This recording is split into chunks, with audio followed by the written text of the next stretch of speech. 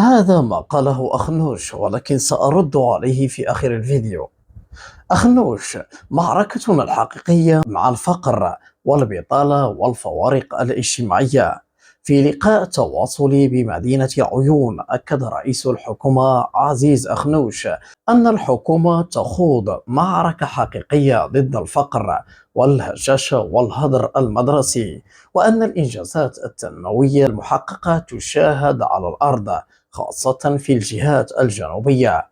وشدد على أن برنامج مسار الإنجازات ليس حملة انتخابية بل واجب دستوري، قائلا: نحن هنا لنستمع ونشرح، خدمة المواطن هي أولويتنا.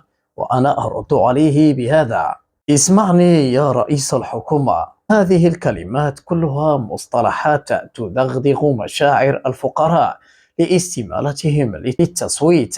أين كانت هذه المصطلحات طيلة ال4 سنوات الماضية؟ ماذا ننتظر منك وأنت من دمر الأمن الغذائي للمغاربة، وأنت وزير للفلاحة لمدة 15 سنة بدون نتيجة تذكر؟ دعمت الفلاح الكبير واتجهت للتصدير لملء خزانتك، وتركت المواطن تتلاطمه أمواج البحر بين الغلاء وضعف التشغيل والتضخم.